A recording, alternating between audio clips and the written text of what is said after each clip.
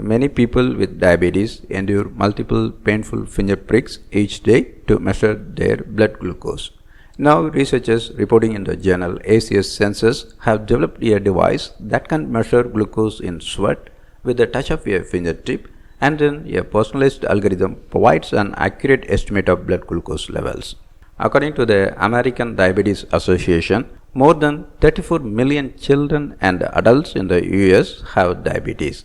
Although self-monitoring of blood glucose is a critical part of diabetes management, the pain and the inconvenience caused by fingerstick blood sampling can keep people from testing as often as they should.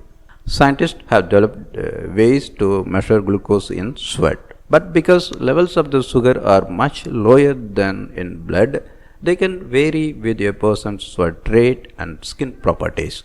As a result, the glucose level in sweat usually doesn't accurately reflect the value in blood.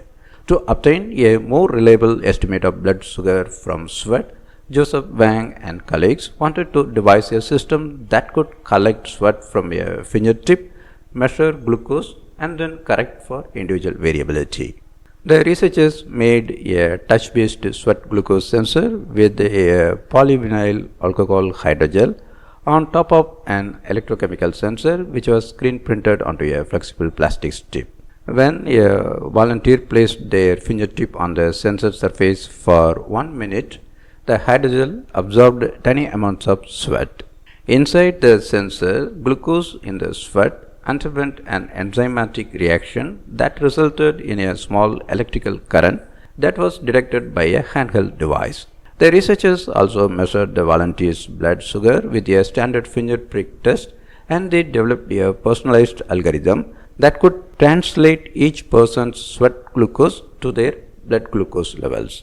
In tests, the algorithm was more than 95% accurate in predicting blood glucose levels before and after meals. To calibrate the device, a person with diabetes would need a finger prick only once or twice per month. But the researchers say that before the sweat diagnostic can be used to manage diabetes, a large-scale study must be conducted.